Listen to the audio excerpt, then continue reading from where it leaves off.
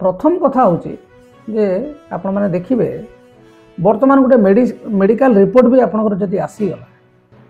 आपण बर्तमान chat GPT लोक पकई दौरान और विभिन्न एआई प्लाटफर्म अच्छी पकईदे से पूरा पढ़ी कहीदे आपंकर कौन कौन बेमार हम और मेडिसिन पचारे मेडिसिन भी से कहीदे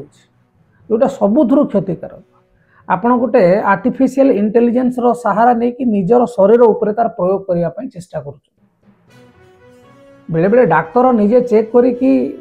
माने परीक्षा करी रिपोर्ट देखला परे भूल हो जाउछि एआई उपरे भरसा करूछन आपण जे कोन से गोटे मेडिकल रिपोर्ट आपण देखिबे test report lab test report पकेबे से तार कहि दबो जे एटा एथि पय रोग होइछि आपण चिंता करिया दरकार नै बा कोटा सीरियस और जदि आपण मेडिसिन विषय सजेशंस मागिबे मेडिसिन मध्ये से लिखि दो तेणु अनेक लोग यार सहारा नौछंती जार परिणाम भयंकर हो पारे। द्वितीय होछि हमर हेल्थ इंफ्रास्ट्रक्चर जदिओ भुवनेश्वर भलिया सहर रे सरकारी हॉस्पिटल अच्छी तथापि मध्य क्विक सर्विस पाइबा पाई एवं हाजार्ड फ्री सर्विस पाइबा पाई लोक माने बेसरकारी चिकित्सालय बा हॉस्पिटल द्वारस्थ होगा पड़ुछि एवं से गोटे बड़ समस्या होछि आपण यदि गोटे जो आपणकर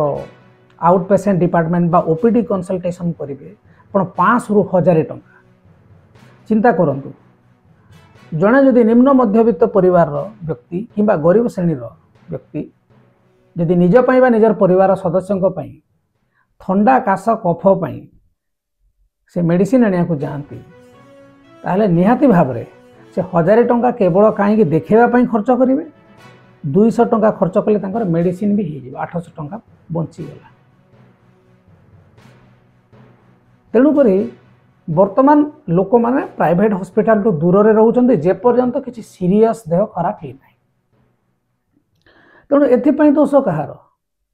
प्रथम दोष होउछि सरकार जीव निहाती भाव सरकार जो आवश्यक जो सचेतनता करवा दरकार जे मेडिकल आईन कौन सबू मेडिकल स्टोर रे लगे दवा दरकार जे बिना प्रेस्क्रिप्शन रे जे मेडिसिन किणवाई आसुँच भी जरिमाना दंड विधान अच्छी और जी बिकुची भी अच्छी पब्लिकली गोटे पोस्टर लगेवा दरकार।